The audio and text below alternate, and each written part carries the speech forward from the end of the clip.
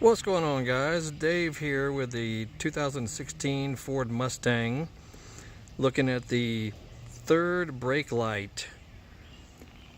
And the issue is I was getting water leakage inside the brake light coming down inside the cabin, and I'll tell you why it was happening. As you can see, the lens looks pretty damaged. So what I know is the previous owner had lots of parts painted on this car, and it was actually removed and painted, as you can see, because it's usually black, like that one right there. There's another one that I'm going to replace to this one. So I'm going to tell you about how to remove this third brake light without breaking it, because it's bolted in underneath. So once you remove those nuts, and I'll show you how to do that, there is there's a little bit of foam weather stripping adhesive underneath it there that can sometimes cause it to stick pretty firmly, which is actually what it's supposed to do, but it can make it difficult to remove. So unfortunately, if yours has never been removed and you need to replace it, it's best to get a helper to do this with you. Okay, and I'll show you what I mean from inside the cabin. All right, now we're inside the cabin here. It's a little dark, but hold on one second. To remove it, you're going to have to pull down from the back here the headliner, and it's only attached by a couple of magnets that are right here and this area here. So just pull on it firmly, and the headliner will pop down. Now you might have to remove this plastic trim through here if yours will not come down easily enough. So all you have to do for that is just literally pull back on it. Get your fingers up under there and just pull back firmly, and these pieces will come off without needing any tools at all. Okay, you just notice it's just held in by little clips, so you don't need any tools necessarily. Just pull it off with your hands, basically. Okay, now underneath here, there's the nuts that hold the third brake light in place. Okay, the difficult part is these clips. Notice those little clips there and there on the ends where the connector is. Those clips are sprung outwards on purpose, so you need to hold them in while you're sitting down here inside, while someone else helps pull up on the light assembly from outside the car. Okay, and if it's being real stubborn, you're going to have to get something, a long screwdriver or something. You'll have to get a long screwdriver and actually push on that piece, push upward on it, and it can be stubborn if yours has never been removed. So a good firm screwdriver, just push up on it on both sides. You got one there and one there. Now, I don't recommend you push on these bolts that are sticking through, because they could puncture through the third brake light assembly and make it worthless. But if you're going to replace it anyway, then you can push on those bolts, all three of them. So this takes a little bit of time and a little bit of patience, basically, to get these out, to push that whole assembly upward. Take some patience. Now you'll notice, look inside there, see that magnet? There's a magnet right there. I'm sure it's hard to see. There's a magnet right there, and another one right over there. That's what's holding the headliner in place. So just pull down firmly on the whole headliner from back here in the back. And bear with me here while I'm using one hand to demonstrate. Okay, so just pull down, and the magnets will release the headliner so you can have a little more room to work with. Okay, now if you see up in there, the magnet's on the right, and then that little prong in the center needs to match up with that hole when you reinstall the headliner. And just so you know, this is how you would remove the headliner, because you would have to go up to the front of the cabin where the sun visors are and remove those. But removing the headliner is really not that big a deal if you needed to do so.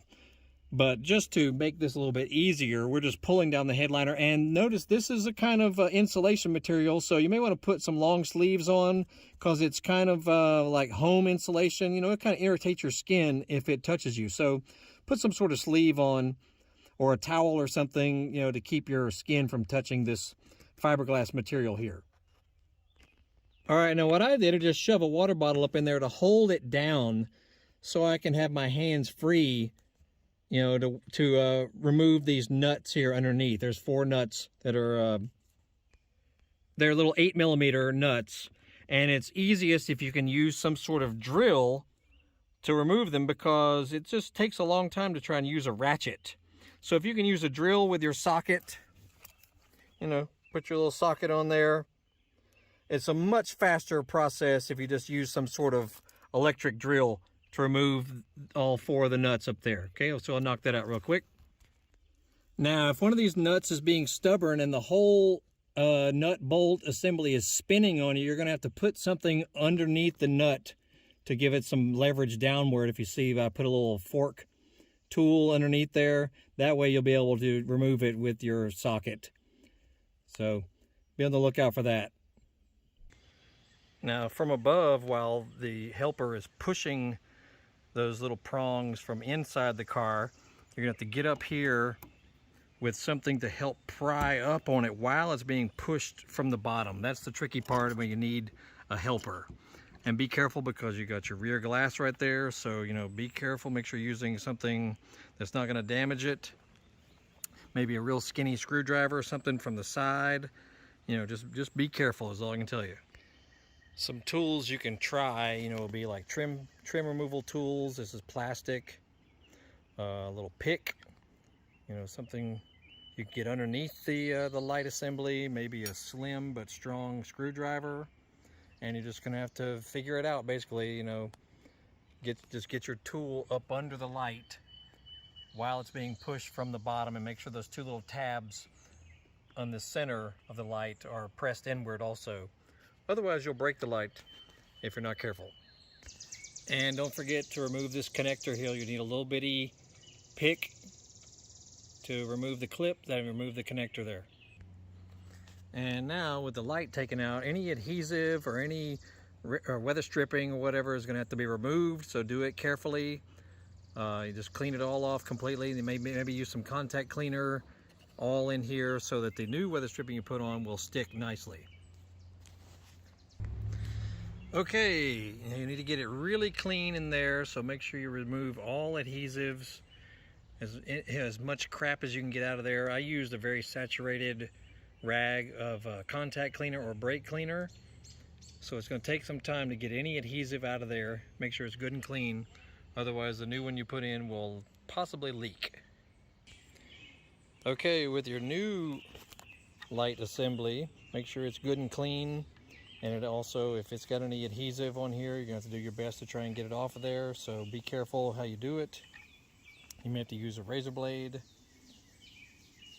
Just try to remove as much as you can any remaining adhesive on the light itself, especially if you bought a used one to replace.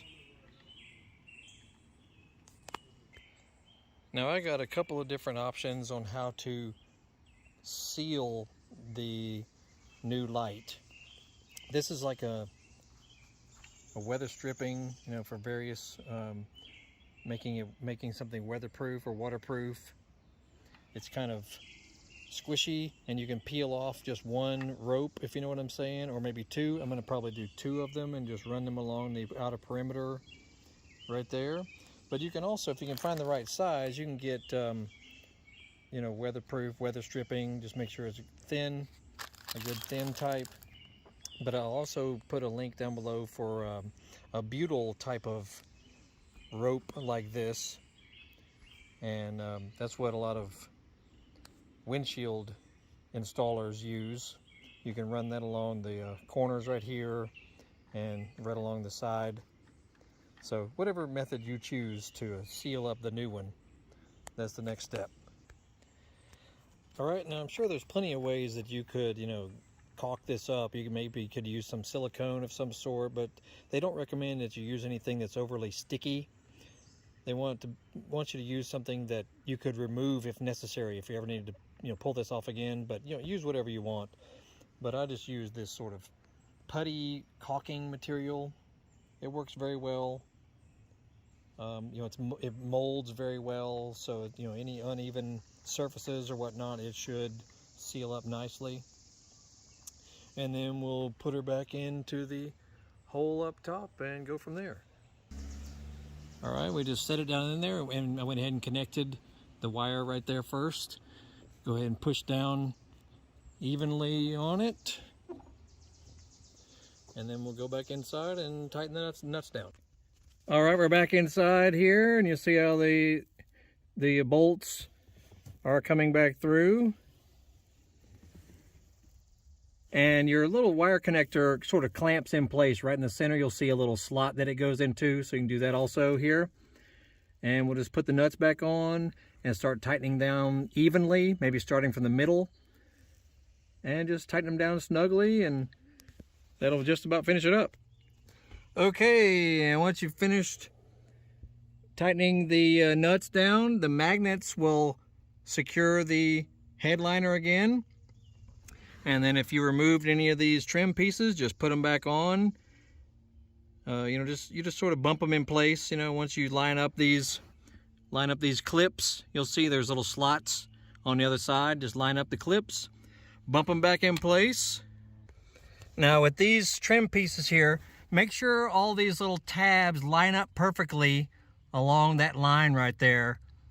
Otherwise it won't fit right. You know what I'm saying? You'll see what I mean. While you're putting it all back in place, make sure those little clips that go right along through there are lined up perfectly. Same over here. Make sure there's nothing sticking out. And then test it out and make sure the light works, which it should if you've done everything correctly. And then if you really want to test it, if you were having water leaks like I was, it'll be time to turn on your water hose and let it pour slowly right in this area here. That's where mine was actually leaking, was on that side of this light, because the previous owner damaged it trying to pull it out of there. So, go figure. I've never seen that happen before, ever. Anyway, that's it on replacing your third brake light on the Mustang S550, which is 2015 and up. Not a really bad job. I mean, it's not a hard job to do. Just make sure you take your time and keep everything clean, and no big deal. Anyway,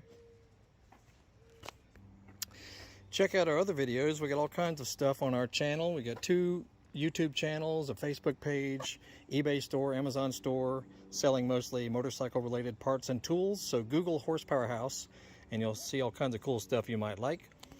But once again, this is a 2016 Ford Mustang V6, but this will apply to all of the Mustangs from 2015 on up. And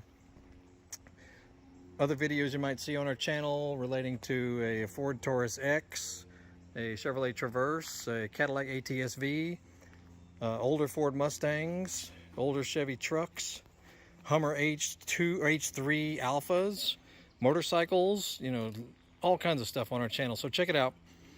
And once again, this is Biker Dave signing off. You'll have a great evening. We'll see you all later.